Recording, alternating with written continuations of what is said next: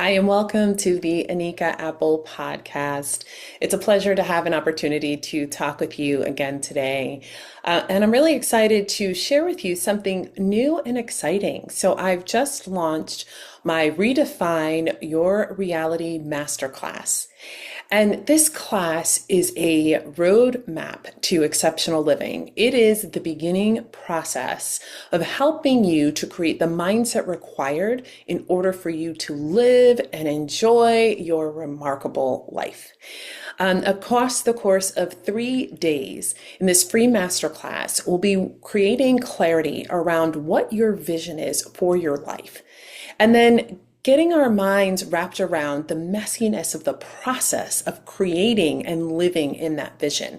The recognition that when we are in times of chaos and we think that all of these things that are happening to us are somehow trying to stop us or stymie our growth, they're actually opportunities for us to explore ourselves and to move past these things to heal what's required so that we can live the life that we've always imagined, what we have envisioned for ourselves, what really is ours to explore.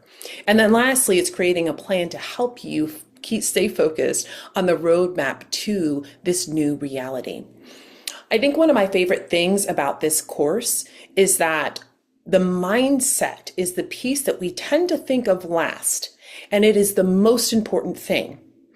I find that in my work, particularly around purpose, that people are always blown away at how beautiful the truth of their purpose comes into fruition with where they are in life. And usually what happens is you either know that it is spot on, that what you are seeing and what you've been doing is leading you down a path to your purpose, or you're like, my purpose and where I want to be is here and I am over here.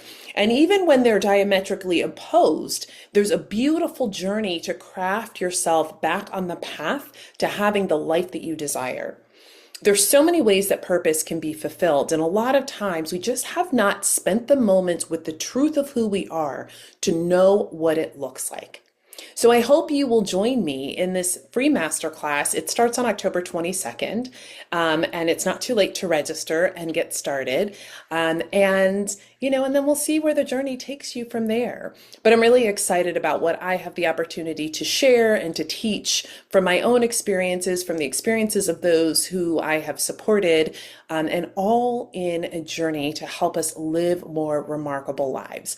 And what's a remarkable life? Well, you might ask that. And, if you've listened to me before, you've heard me talk about remarkable life. The beautiful thing about it is that it is up to your definition. However, there's some components that you want to consider.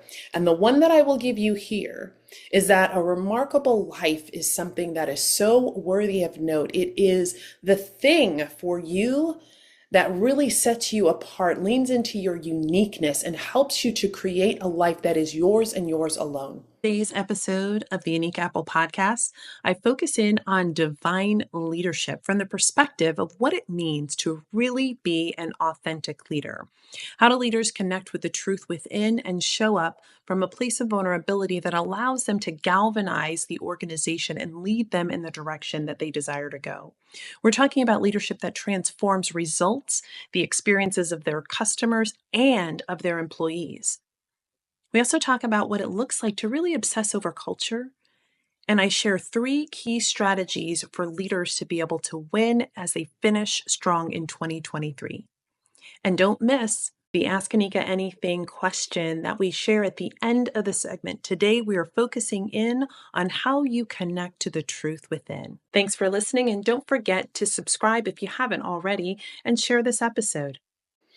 And we're going to actually talk about that as we talk about the leadership segment today, because that is at the heart of the message that I have for you.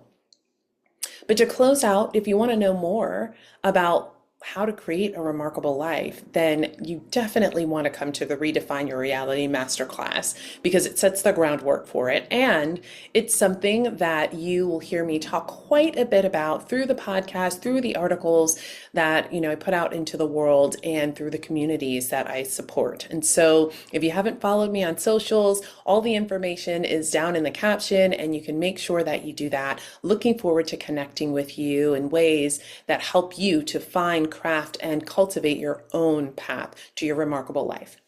So let's get into the episode for today. I'm really excited to talk about this particular topic around leadership because I think it dovetails into the truth of who we are, some gaps of things that we might not recognize that we need to heal in order for us to show up at our best, and what really good, successful leaders are doing today to set the stage and to advance beyond their peers. It's so interesting to me that a lot of times we toss this term authenticity around. It has become a buzzword, and I don't know that people have really taken the time to understand what it means for them. I think that authentic people means like creating a persona or image of themselves that is congruent with who they want to be in the world, but maybe not congruent with the truth of who they are. And what I mean by that is we can portray an image that we want to maintain. We can present ourselves in such a way that we want that to be who we are in the world, and then still live a totally different existence. Congruency is important. It is a part of authenticity. And when we think about authentic, the immediate thing, I'm a big lover of handbags, right?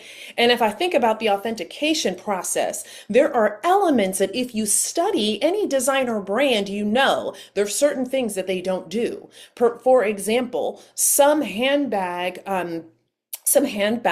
creators, they use a single sheet of fabric for that particular bag. So you will never see a seam that doesn't match, right?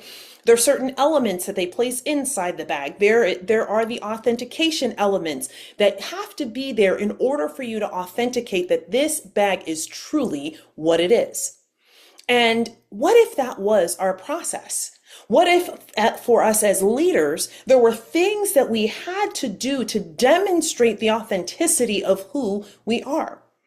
And I think that one of the things that it would shift for us in our leadership mindset is that we would have to challenge ourselves to show up in a way, even when it's uncomfortable, that is in genuine alignment with who we know ourselves to be. And so that's a good question you ask, because I know you're thinking in your mind, well, how do we get to that? How do we know who it is that we're supposed to be? How do we define that? Well, it starts with the connection that you have to the truth of who you are.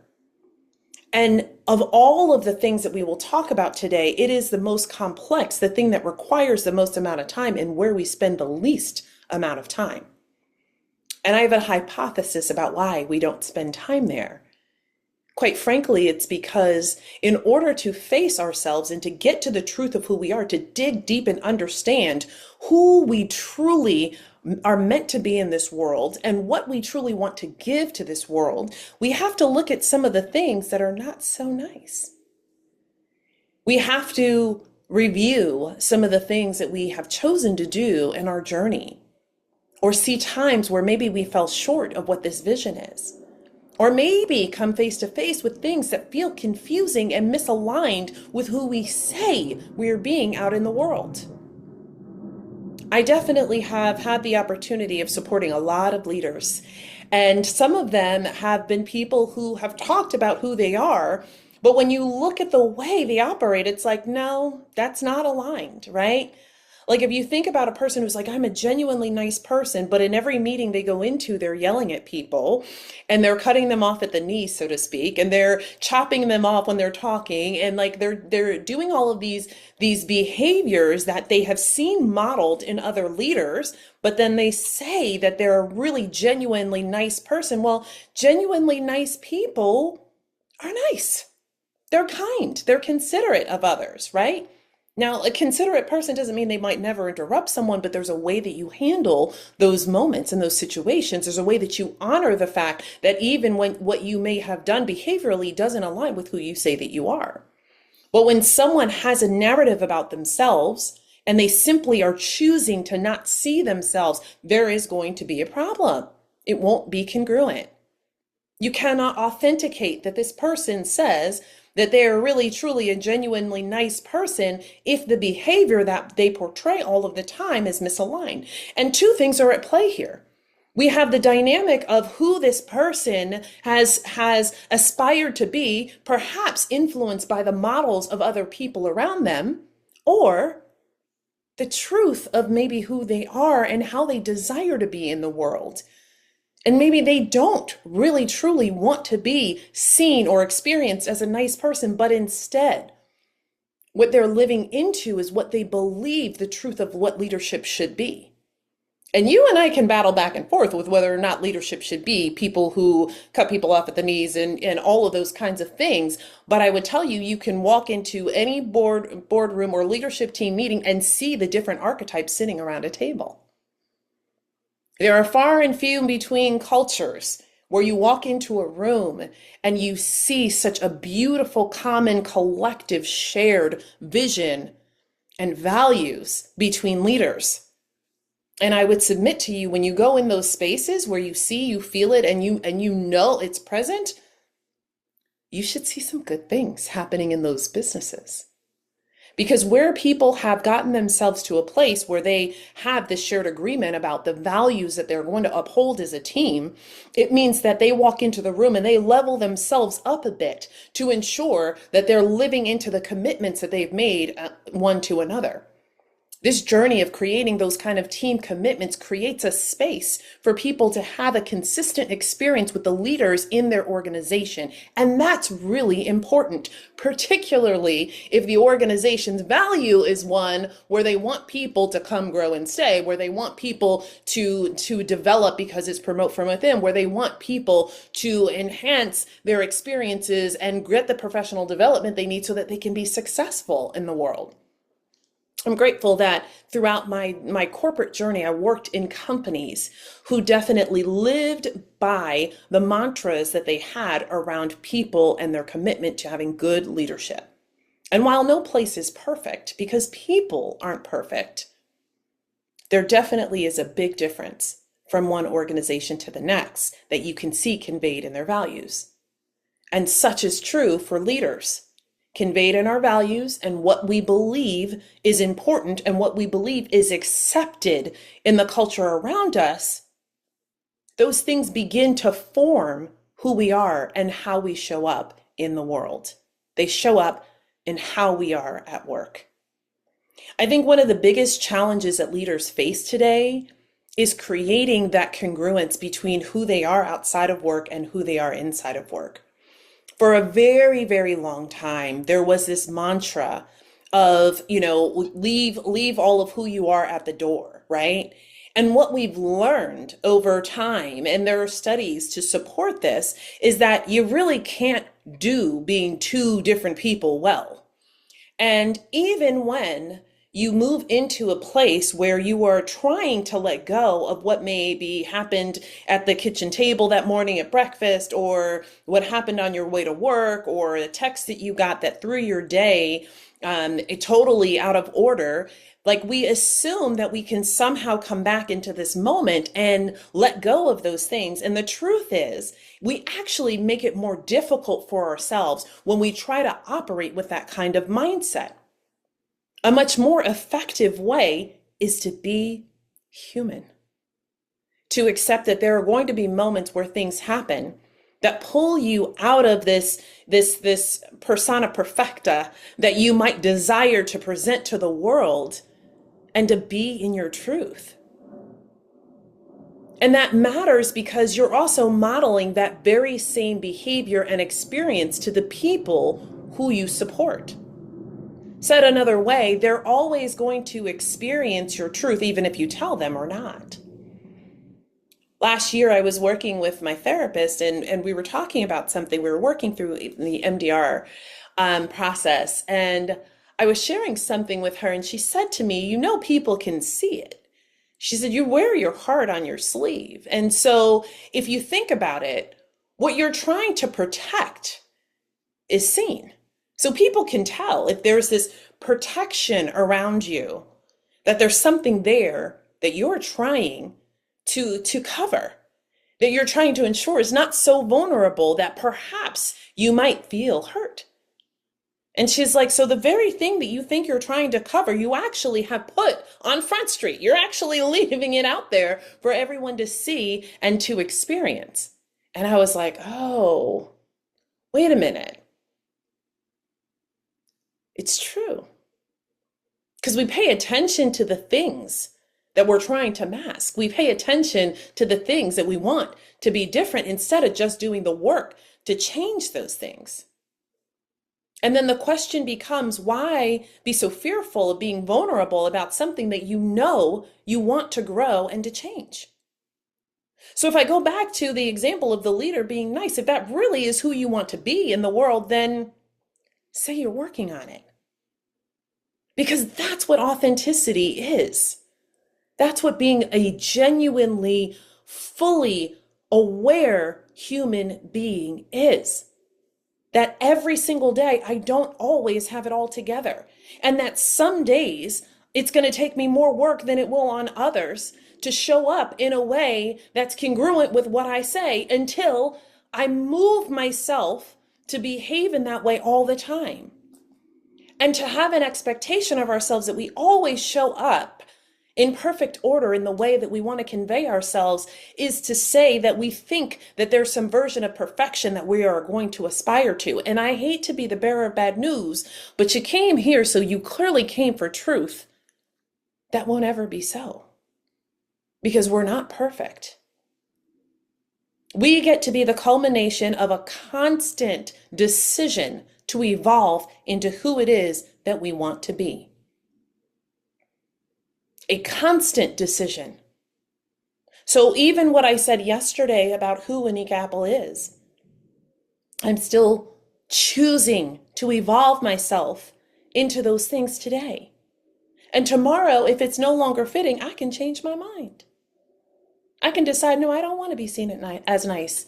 And so therefore, I'm just going to behave in whatever ways are not nice, right?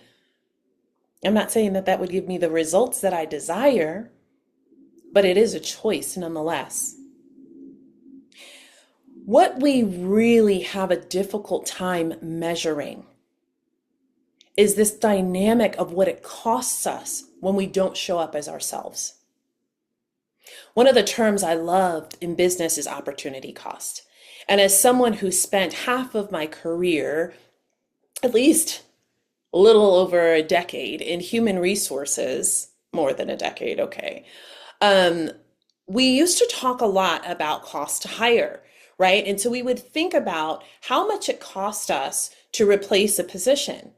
And, we're thinking about the recruitment costs, we're thinking about onboarding training. And what I would always remember is like, but we're missing some costs that are already inherent in the organization. I've lost however many weeks that we have had a vacancy.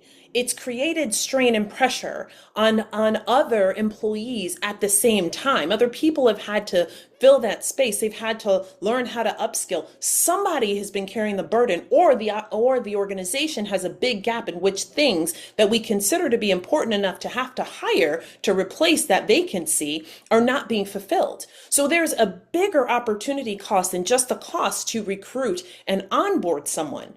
It actually is a pretty significant cost. And I've seen statistics that say it could cost a business like $200,000 to replace someone whose salary is 50 to 70, depending on the things that they're responsible for in the organization. That's a big deal. Where you're talking about 2 and 3 times the cost of what it takes to bring the employee on, what they're paid to do, because of all of the other implications. And as someone who's definitely experienced burnout and overwhelm, which were absolutely connected to what staffing and capacity look like, I know for myself that there's also this cost that is created on the other people who surround that vacancy that is often not leveraged. It's often not captured. So if we think about opportunity cost in a way that we look at like who we are being as leaders, there's something here for us to say, what does it cost us to show up as a shell of ourselves every day? What does it cost me when I walk into a room and I bring part of Anika and I leave part of her outside? One of the things that I've shared in the past is that as someone who is intuitive, prophetic, all of the different terminologies that people use, but someone who knows. What does it feel like to go into a space where you have to think about the way that you talk about what you know so that it's credible to people? It would have been so much easier for me on teams that I was a part of to say, I'm prophetic. And so here are the things that are about to happen. And this is why this is not a good idea.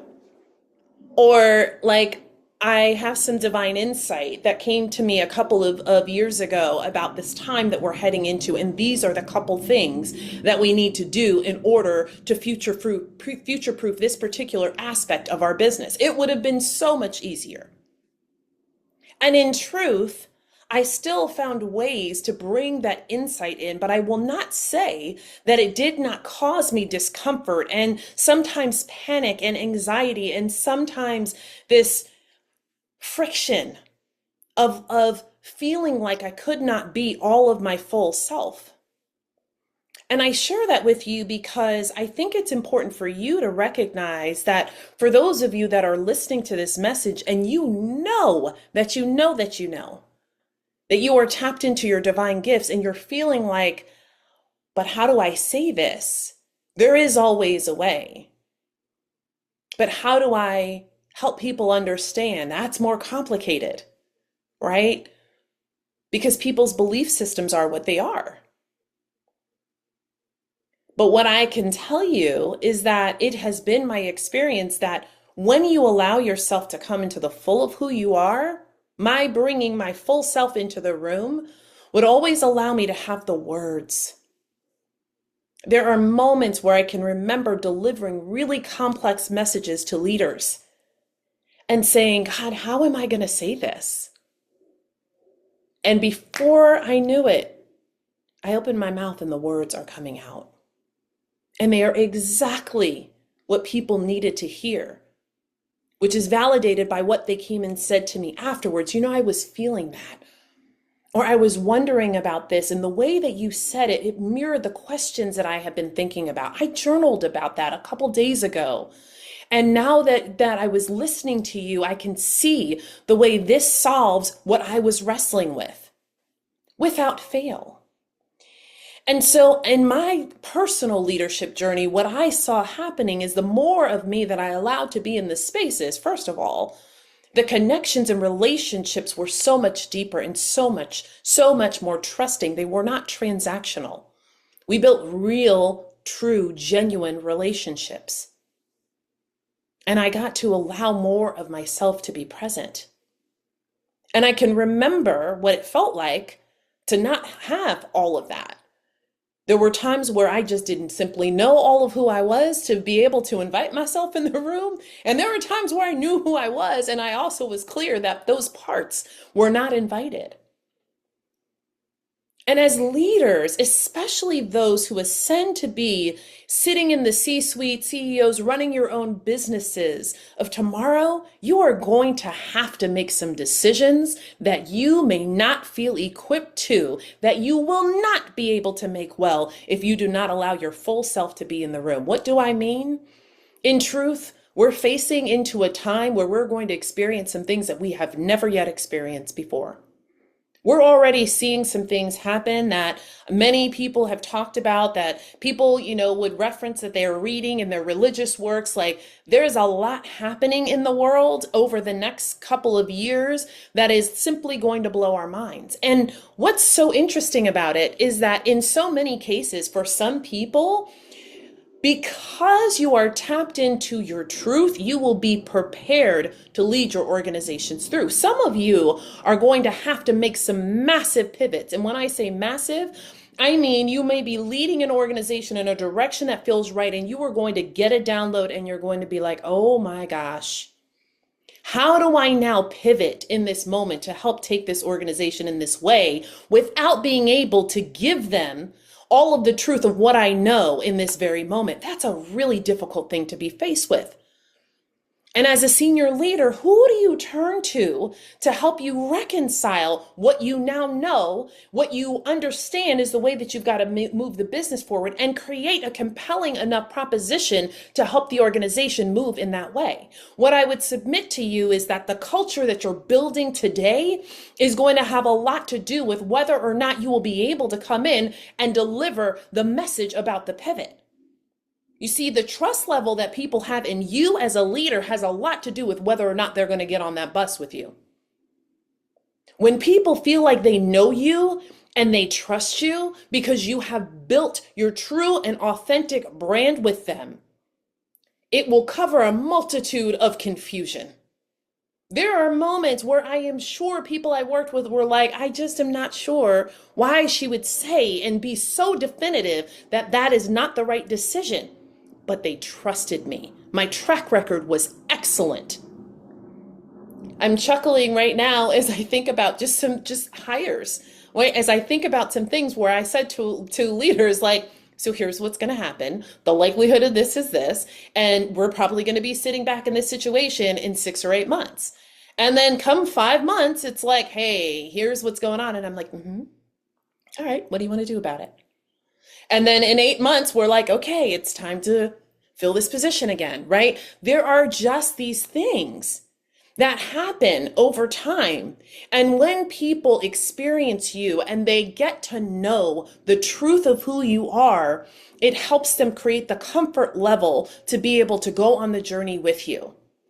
If you believe today that you are doing your best at being a leader and you're only bringing part of yourself in the room, I'm telling you that other part is missing and you are going to need it. Because what people often don't say is that they can feel it when you are not fully yourself. They know. They know. I had an experience a couple days ago. I went to an event and a good friend of mine was sitting with me and she's like, you sure you're okay today? And she's like sensing something, right? And I'm like, no, I'm good. Tired, right? And there was something waning in my energy and I could not put my finger on it, but she sensed it. Because when you work together with other people, they know you and they can see even what you don't say. In that moment, I could not have articulated to her what I was feeling in the room. But it was a massive size room. It was a lot of people to be around in one place, and there was a lot of energy in that room. And I could not articulate it because I didn't understand yet what was going on, but she felt the difference in my energy. My point to you is that even when you may not be fully aware of what you're conveying, it's coming. And so if you're leaving parts of yourself out of the room, if you're not allowing yourself to come fully into the spaces where you're leading, people know. And time again, you will hear people say that they will follow a leader who they can trust. You don't even have to get it right 100% of the time for them to have a trust in you. They trust you because of your character. And your character has to be congruent. What I know to be true, what I later experienced after this event that I was at, was a ton of energy being released, and I recognized for myself what I felt as I walked that room. The heaviness that was there, the discomfort, and just some of the elements about the ways that people were being in that space. Anytime you have a large group of people gather, there's going to be a lot of energy. Some people are very extroverted, some are very introverted. You're going to have a variety of hopes and dreams. You're going to have some people who maybe have energy who are not happy about whatever people are there to focus on, whatever the case may be. When you put big groups together, you're going to have a variety of experiences. And that's important because as a leader, you will have and hold groups who come into a space that are looking to feel the tone that you set, because you are the space setter. You are the stage setter. So when you come into a space with part of your energy present, but leaving parts of yourself outside, they cannot fully experience you. And if you've ever had a moment where you're like, there's just something about that person I just don't trust. There's something about them. I just don't know what it is. That's your knowing saying there's some information that I know is here, and I'm maybe not ready to categorize it, but I know something is off. Maybe nothing wrong with the person. It just may be the absence of the opportunity to really get to know them. And that is who you might be as a leader if you're not allowing your full self to come forward. So our big message in this moment is around your authenticity. But how you get to it is the next piece that you've got to explore. How well do you know yourself? If you saw yourself in a vision running from something, let's say you're afraid of bears as an example. If you saw yourself running from a bear in this vision, in this dream that you're having, do you know what that bear represents? What are the things that scare you, that haunt you? What are the things that you're fearful of? What are the things that you desire to get away from, right?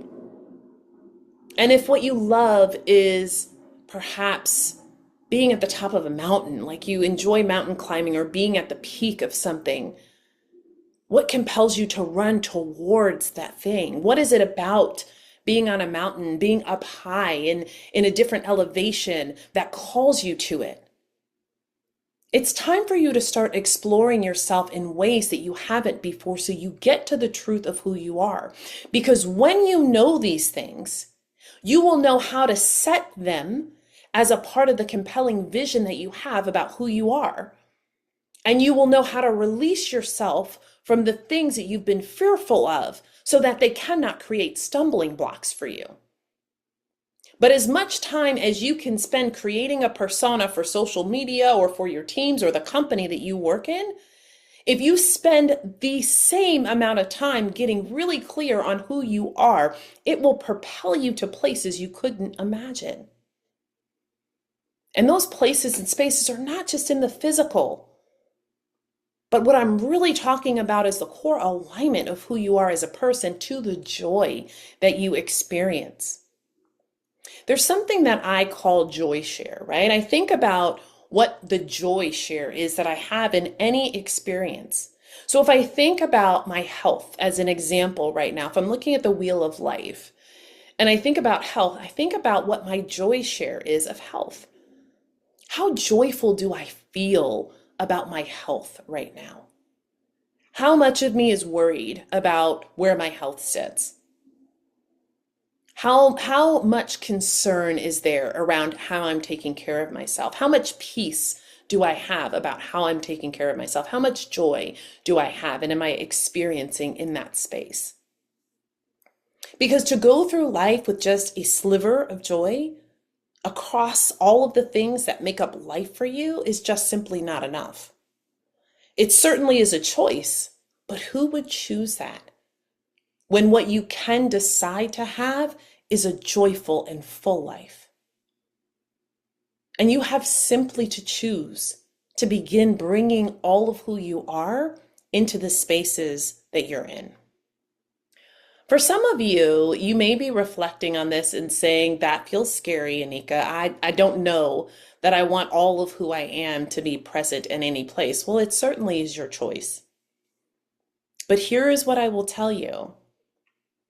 Choosing to leave parts of yourself out don't allow you to have a full experience and allow others to experience you fully. And if there are things about you that you know are not welcome in a space, then I would submit to you that there's a couple things to consider. One is, what responsibility do you have in changing that environment so that you can be that? What about who you are being is saying to you that maybe it's time to evolve? Maybe there's some things that you want to leave out of the room because they're things that you indeed are working to shift, and that's fine. Maybe there's some things that you still feel fearful of that won't be accepted.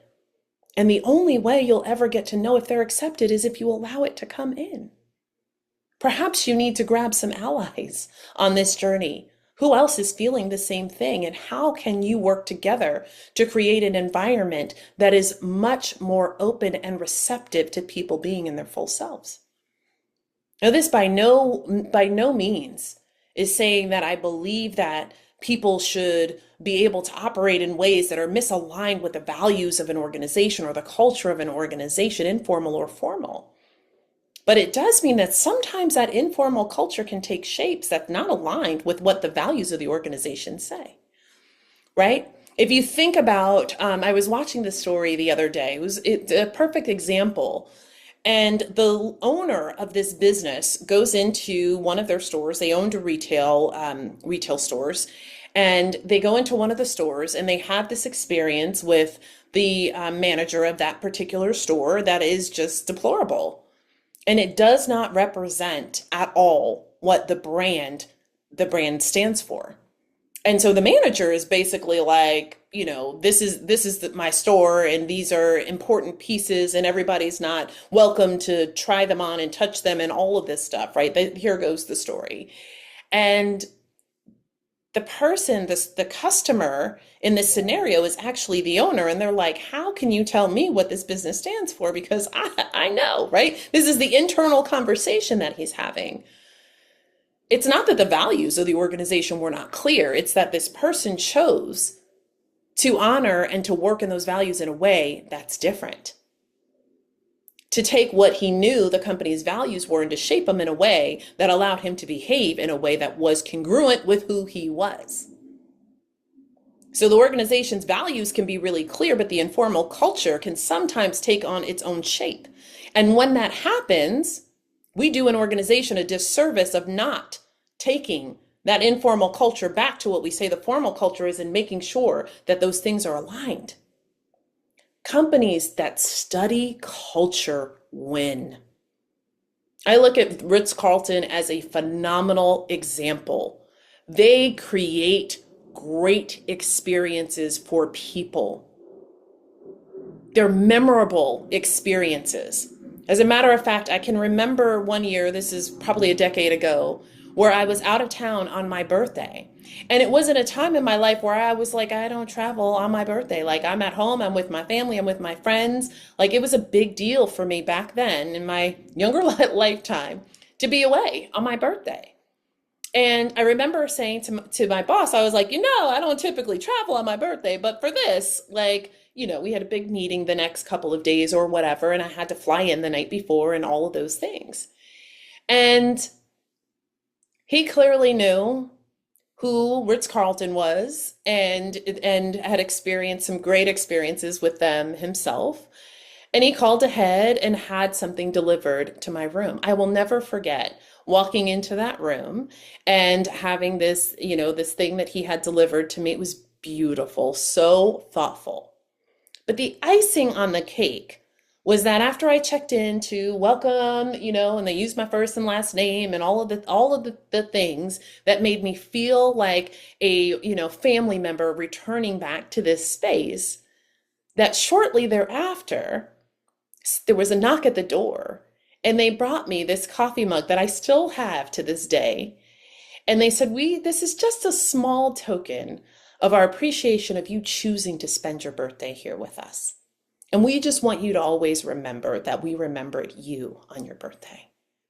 And I was like, and it's a mug, right? But here I am on my podcast sharing this story, and it's over 10 years ago, right? And it still rings true. And every time I go to my cabinet and I pull out that mug, I remember where I got it. I remember that experience. It gives me the warm feeling. They create memorable experiences, and they treat people in a certain way that is congruent with their values. These are the kinds of organizations that will continue to win because they create a loyal following. Obsessing about experience matters. And so for those of you who are deep in business, I know I'm speaking right to your heart and you're like nodding along like, yes. So what makes you different as a leader? We cannot afford as leaders to not obsess over that experience. How you show up and how people experience you matters. And it will be the thing that they remember. And it will be the thing that you remember. Because in the same way that I started this portion of the episode talking about the experiences where I did not feel I could bring my full self in, or I did not know that I was choosing to leave parts of myself outside of the room, I remember. And that's more than a couple decades ago. You have a choice to show up in the fullness of who you are and to help the organization become even better than it is today by embracing the fullness of its people. And you get to create the culture for the teams that you're on. And for those of you who are like, I'm listening to this episode, but I'm not a leader at work or in a formal nature, you're still a leader. This is why we talk about leadership. Because whatever you were doing, leading a family, leading in the community, leading in, church, religious organizations, ministry, or otherwise, you still are a leader. If you can think, you can lead. There's an intrinsic part of us that is a part of leadership. Many may be reluctant leaders, but you still are a leader nonetheless. And there will be a time in your life, whether it's on a sports team or it's building your own company from scratch, where you do take on leadership. And you will remember these words. Because even where you sit today, it's important for you to recognize that all of you matters. We were not simply put together with all of the skills and experiences that we have in some kind of haphazard fashion. I would submit to you that even the experiences that you've had across the course of your life may matter. One of the things that I talk about in the Redefine Your Reality Masterclass are the things that God created and set in motion even before the time that they were needed. I love to share the story about my getting my master's degree. I worked for a company at the time who did not honor tuition reimbursement. It was not a part of their benefits package, which, needless to say, made a lot of sense because they didn't require a high level of education. They actually were more committed to building experiences and developing leaders through what they did to grow talent in the organization. It was also a promote from within culture.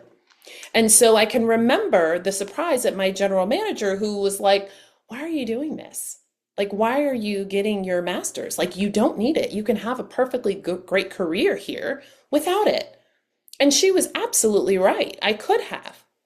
And what I didn't know at the time is that at some point I would leave the company. And even though I loved working there and spent almost 2 decades at that particular company, yes, I started working when I was 4. But even though I spent all of that time there, I didn't know that I would then go on and go to another company where the minimum requirement to even be considered for that role was to have a master's degree. Had I not done the work to still deliver well in my performance at that company and to build the skill through my master's program, which, by the way, helped me immensely in the roles that I was in. I learned so much and I was able to attribute so much of the success in the business and my leadership through the things that I was learning in the program. It was the best possible outcome. I'm so grateful for the timing, even though it took a lot to do that work outside, and it cost a lot because I paid for it myself, right?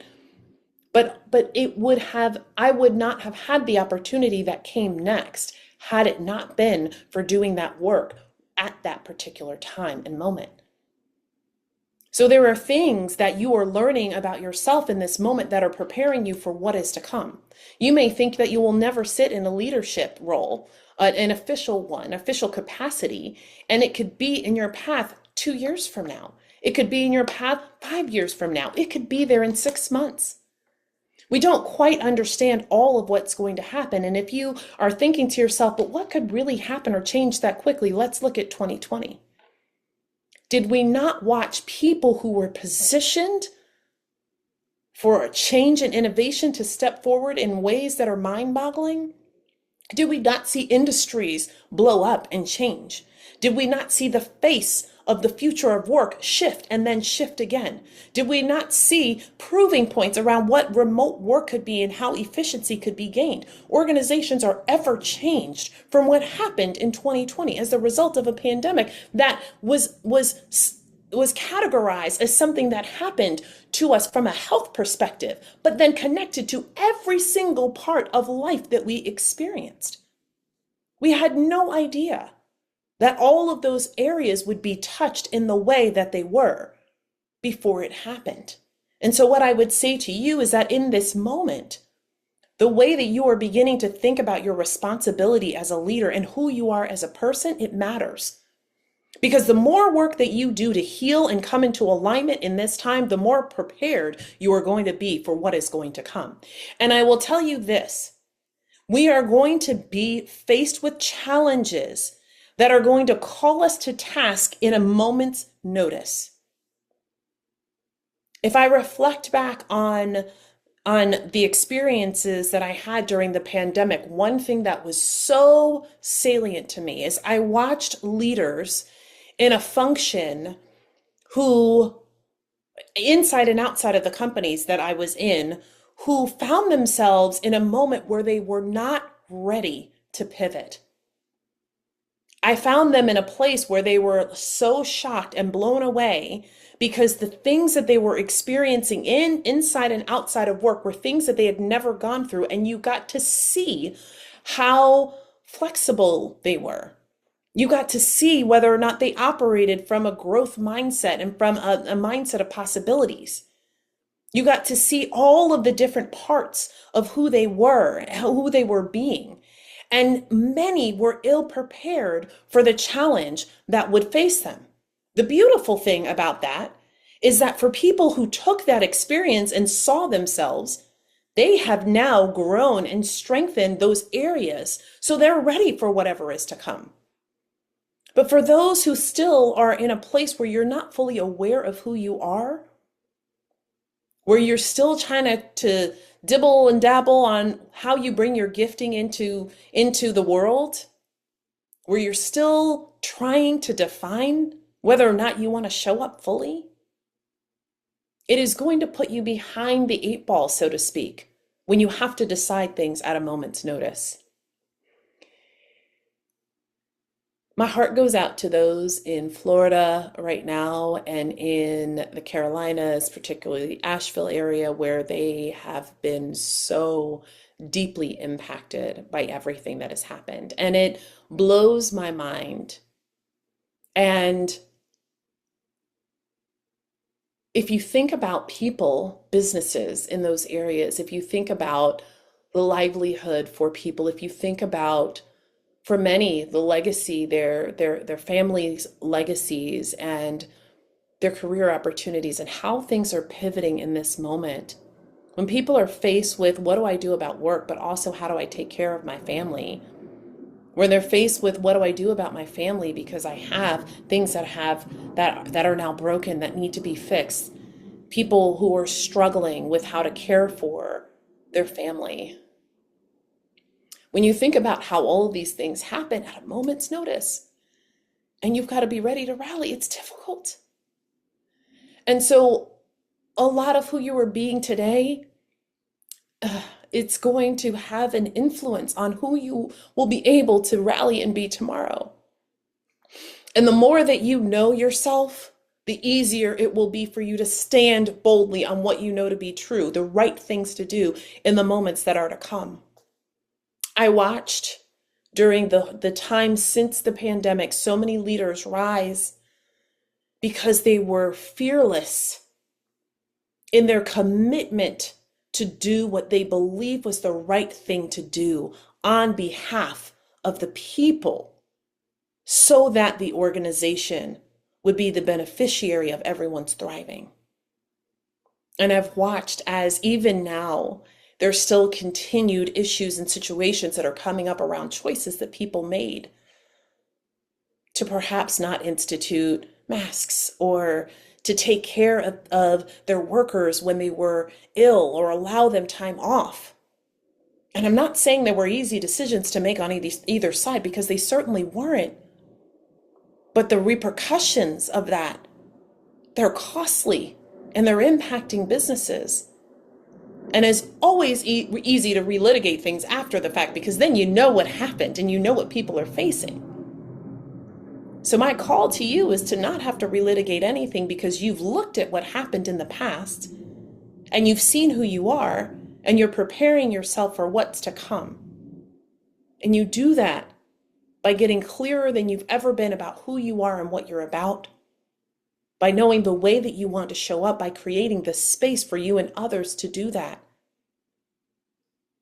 If I were operating in a corporate role on today, there is no question in my mind that I would be pulling the leadership team together in ways that we never have before. I would be looking at crisis response.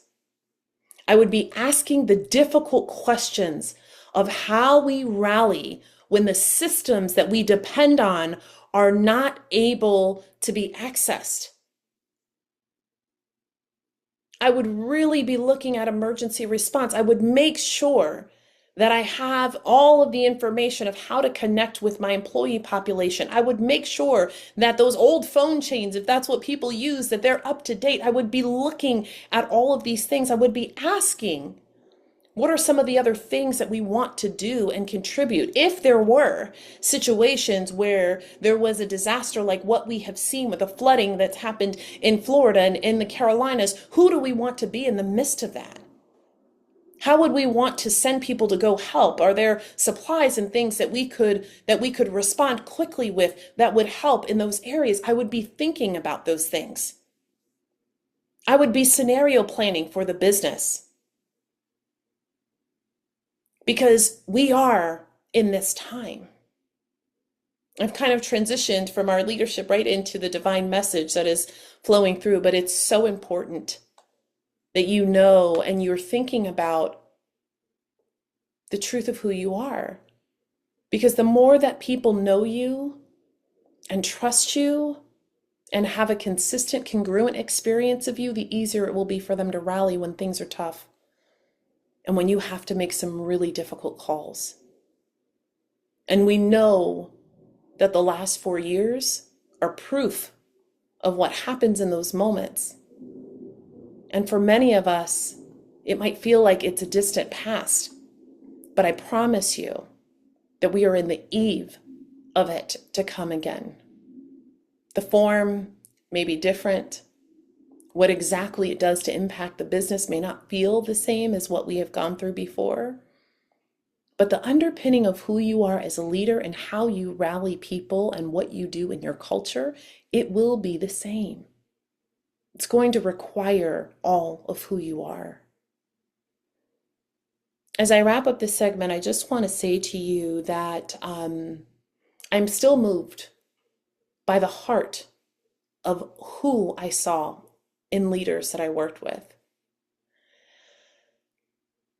There's one leader in particular that I worked with in a company that I was at during that time, and they've been given a pretty hard way to go. One of the things that people often would say is like they didn't know him. There wasn't a clear trust level. And my assessment was they sat in a lot of positions where they knew things that were happening and it would not have been appropriate for them to share. And because of that, they got a little bit of a bad rap. And certainly there were other things too, but at the end of the day, the heart with which he led with through a tumultuous time for his team was incredible. And I always think about the who that he decided to be, because he didn't have to choose to lead in the way that he did. It was vulnerable, and he bared himself in ways that were probably really uncomfortable for him at the beginning of the journey. But I watched people see aside and become endeared with him in a way that they hadn't before. And I will always remember what it was like to work really closely with him and to see who he was. Part of my gifting is that I get to see people. I see them. I see their purpose. I understand who they are. Um, I can often see when they are open. I can see what they're fearful of. And so to know the things that I could intuit and understand about this particular leader and show up for him in a way that encouraged him to lean into his courage, for me, is one of the salient moments. Because I know that I was there to help enable him to become who he needed to be, who the company needed him to be. And he did it in such a beautiful way. And quite honestly, that's what you have the opportunity to do, is to show up in this beautiful way where people trust you and they will follow you, because for sure, you're going to have to lead them out of some really complex times. And in order for you to trust you, I don't know another way to say it, but you're going to have to be the truth of who you are. I cannot trust the version of me that leaves part of me behind. I cannot trust the version of me that is so busy hiding that I will not allow myself to be fully present. I cannot trust that version. How could you ever trust the intuition of one where only half of them is present? In order for us to have a full understanding of the time that we're in and what we're called to do, we have to be centered in our truth. And your truth is only there when you are in it in your full. Now, let me be clear. I'm not saying that you have to bear every single part of yourself, but I am saying you've got to know it. You've got to know all of who you are. I'm not saying that every detail of your life has to be shared, but you had better be comfortable understanding who you are at your best and allowing yourself to be experienced. And if you are someone who is wrestling with how to get to that truth, there are programs and one-on-one coaching that are available to you. As an advisor, I help my clients connect with their truth so that they can show up fully in whatever it is that they do. And I work with them to create credible visions of what their future is so they can live a life that is truly integrated. And for those who decide that they desire the advisory solutions to also focus on their business, we look at the business. We look at the ways in which they're operating in the business. We look at their direct line of business and talk about what future-proofing the business looks like. I bring my divine insight, the X factor that it is, into those conversations so that they have an understanding of what's ahead. And at the end of the day, that preparation is, quite frankly, priceless. What would you consider the value of knowing that you can confidently trust yourself in the midst of challenge?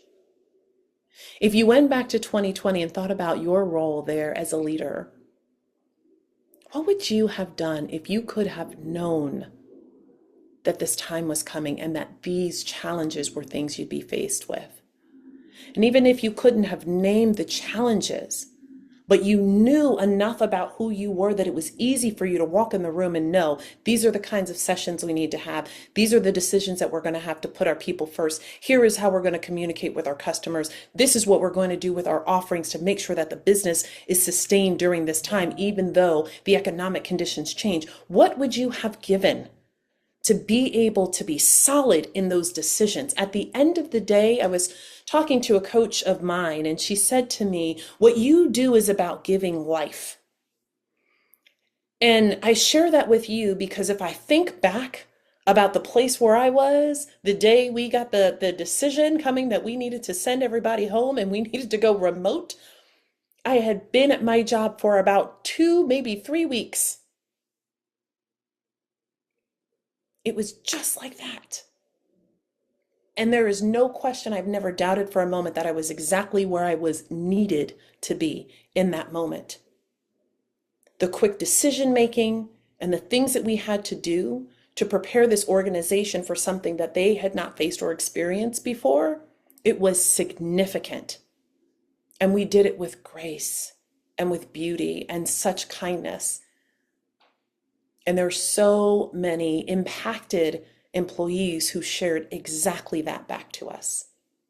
There is no question that I was where I needed to be and that I was who I needed to be to do my part to move that agenda along.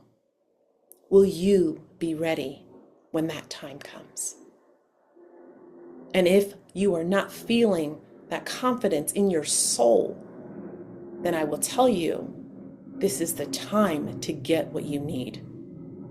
Because what won't wait is what's coming. And you will have to pivot. I'm telling you clearly, you will have to pivot.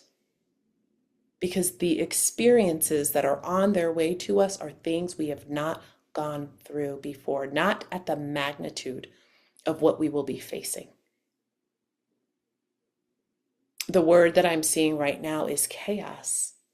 Who are you as a leader in the midst of chaos? One of my favorite leaders that I had the opportunity to support would always say that a leader's job was to import stress and export calm. His name is Hank Izzo. I loved working with him. And he would always say that over and over again to us as leaders. He would remind us of that in our individual conversations. Are we importing stress and exporting calm? I would surrender to you that when you feel confident and aligned with your ability to make decisions, you can import that stress and export calm. And again, when people know you and trust you, because they're putting a lot in your hands when they're going through these tumultuous times, they need to know that you're not going to abandon them. And that's a really difficult place for you to be, to assure them if you haven't been doing that all along. As I close this segment, I will say there's a couple of things that I would offer you. One is get really clear about who you are, connected to the truth within, and make a decision about how you're going to show up. At the midpoint of October, it's not too late for you to shift the way you show up through the end of the year and make a marked impact on your team. Number two is get obsessive about your culture. The informal and external culture, do those things meld? And if they are not aligned, begin doing the work to shift them. What do you want the organization to stand for? And is that true in the way that people operate? You have put brilliant teams around you who can come in and talk to you about the truth of whether or not what you believe the company stands for is what people actually feel and experience. Pull the people together and start creating a plan to shift it. Number three, run the scenarios. If you're not doing crisis response today, emergency response today, what does it look like to do it? There are companies that will come in and help you do that. You need to future-proof those things by thinking about how you would respond to the likely scenarios. And there's enough happening in the world already that you can see the types of things that you might be facing. And there's enough stuff that you already know in your gut. The things that you're like, oh, I don't like to think about this, that might be exactly what you need to bring back into your brainstorming, your journaling, and your prayer and meditation time so that you can become more clear of what you would do in those situations.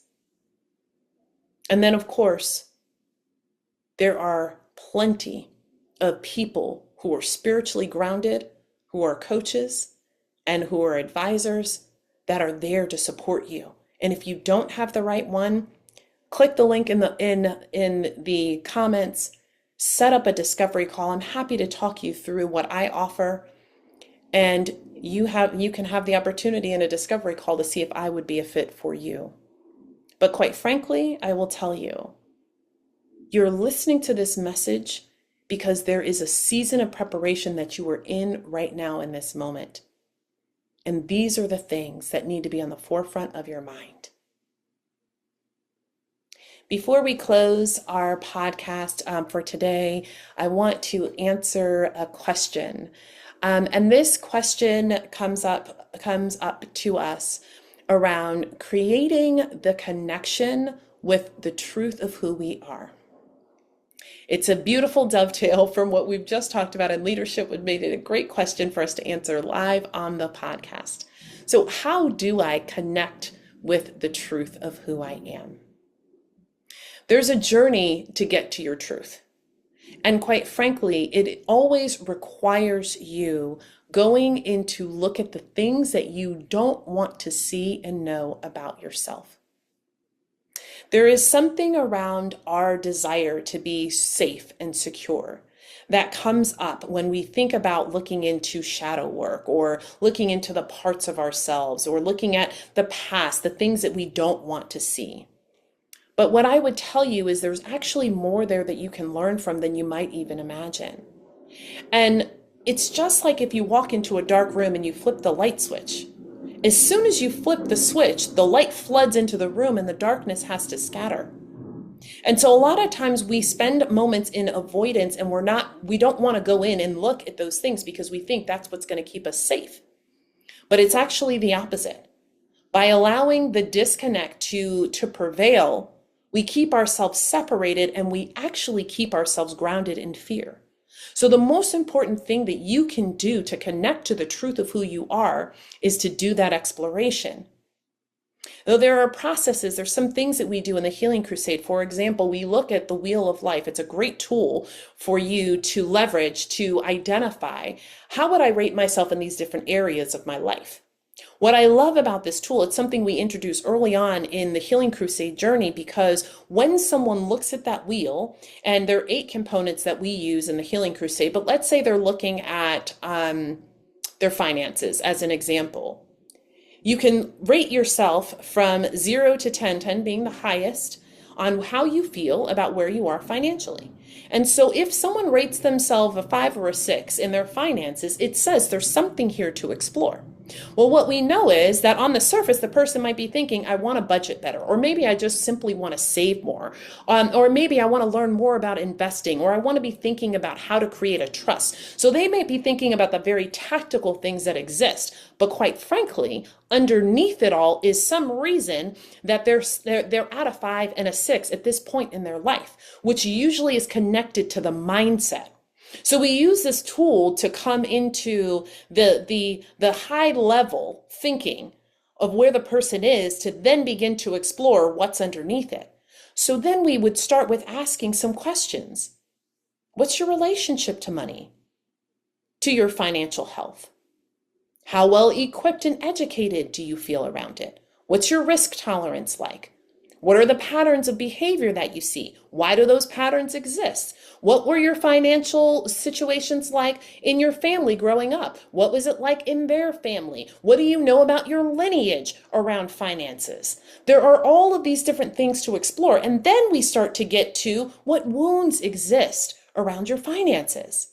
For example, all throughout this year and a good portion of last year, I was healing my money wounds. And it's really interesting because, when you hear money wounds, you probably think about like the direct relationship with money. It actually had a lot more to do with my relationship with people and what I felt money was a substitute of, whether it was time, whether it was proximity or relationship, even the most foundational piece of being seen. For me, my wound showed up as receiving gifts instead of receiving time. And my love language was about time. Time, proximity, physical presence, physical touch, like that's what I've really valued. And so if I were to get a gift instead of that, I was unhappy. It didn't matter if it came in the right intention. What mattered is that it came instead of that which I really truly desired, what made me feel love and belonging. And so when we explore these different areas about ourselves, we have to go level by level by level to get down into the truth. Now, when I started using the example of finances, you didn't think I was going to talk about my love language, right? or getting gifts instead of the relationship that I have to time. And so something happened along that journey for me with my relationship to the finances that made me feel like I don't care about this because it's a substitute for what I really want and desire. So the value that I placed on it was really low because what I valued more highly was the thing that I felt was often traded for it. And without knowing or understanding that, I could not shift the relationship that I had with money. I could save more, but I couldn't hold on to it.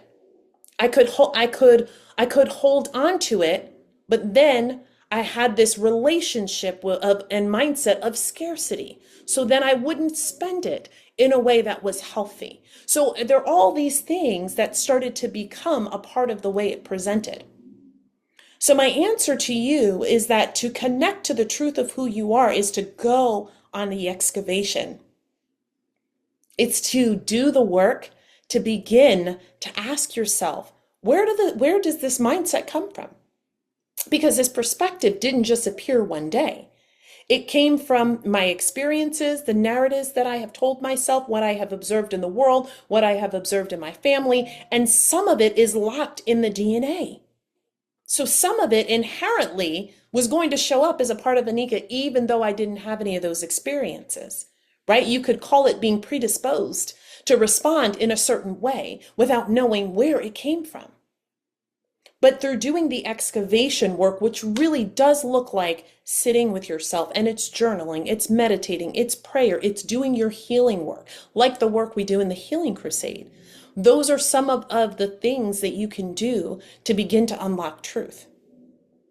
One of the tools that I learned actually from my time at corporate, and particularly in manufacturing, is the gift of the 5 why. And so the 5 whys, basically, in its simplest form, is like you ask yourself a question and then you ask why.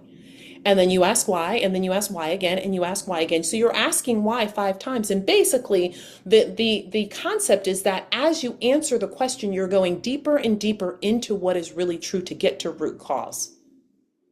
That's one of the best ways that you can begin to explore a pattern. Why is it that I don't go to sleep when I say I want to go to sleep? Because I'm not tired. Why aren't you tired? Well, I'm not tired because I didn't have as much physical activity today. Why didn't you have as much physical activity? If the physical activity were at the root cause, we're just going to stop there for the sake of the example, but if that was the root cause, then it would say, tomorrow I need to get more physical activity, because when I do that and I go throughout my regular day, by the time it's time for me to get in bed, I'm ready to go to sleep.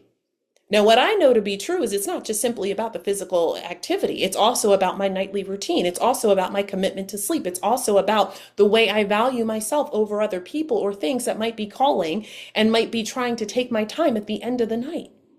A good nighttime routine or night hygiene, bedtime hygiene would say, shut your phone off, put it in a different room, don't respond to it, don't watch TV, read for 30 minutes before you go to sleep, give yourself some time for meditation, and then go to sleep. That's good hygiene.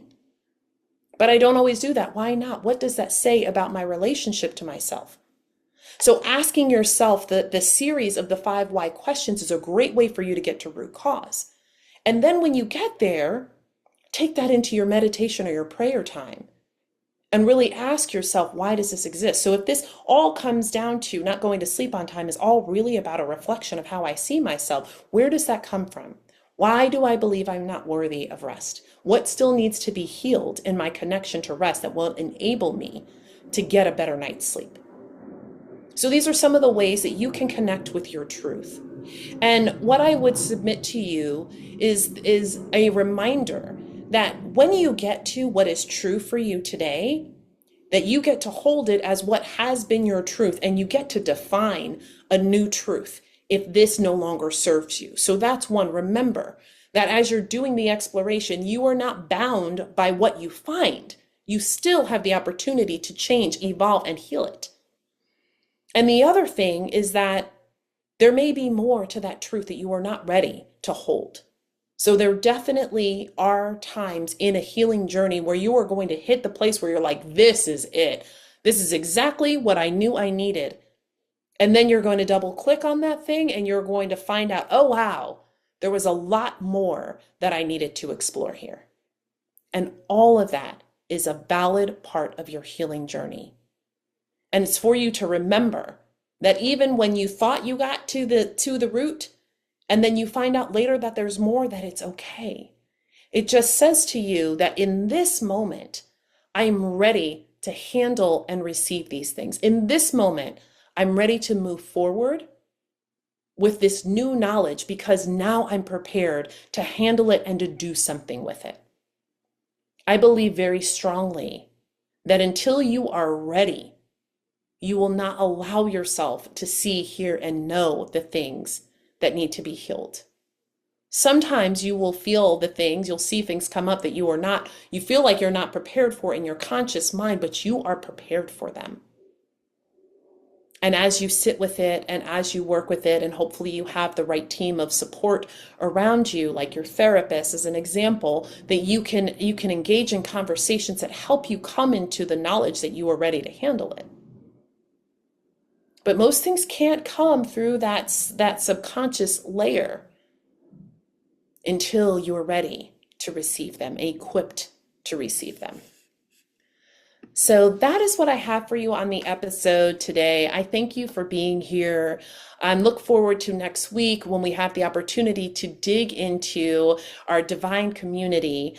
And I will foreshadow for you that across the next few months, we're going to be shifting the podcast to do a couple of things that are different. I'm really excited about these. One, some of you may know that I also have a second podcast, the Remarkably Me podcast. And what we are doing is we're folding the Remarkably Me stories into our week that we have on healing. And so you'll be able to find those here in the Anika Apple podcast, where we are going to merge the two together. So I'm very excited about how that will help you to stay inspired as you hear those healing stories, and also have the benefit of the divine wisdom and insight that comes through the Anika Apple podcast. And then the other thing that I wanted to share with you is that as we go forward over the next few months, that I am going to begin sharing more about my upcoming book. So for those of you who have not heard, I have written a book, and it is in the process of going through its journey to be published, and it is about healing. And so what better place for us to talk about healing but here on the Anika Apple podcast and in the Healing Crusade, part of my remarkable community. And so in those two places, I'll be sharing some exclusive insight into some of the concepts and thoughts in the book.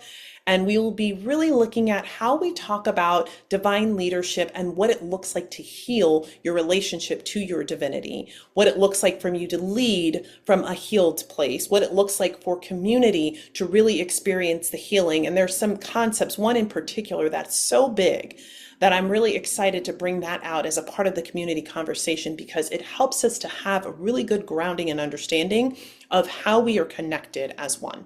So I'm really excited to roll those things out over the next several weeks. And, if you have a question that you would like me to answer live on the podcast, please feel free to send your question in to connect@anikaapple.com. And in the subject line, put live question. And so we'll know that that's one that you would like us to answer here on the podcast. And we'd love to be able to respond back to you and let you know when it will be aired, so that way you can make sure you don't miss the episode where I answer your question. And as always, I look forward to seeing you again soon on the next episode of the Anika Apple podcast. Wishing you so much love and light, peace and blessings.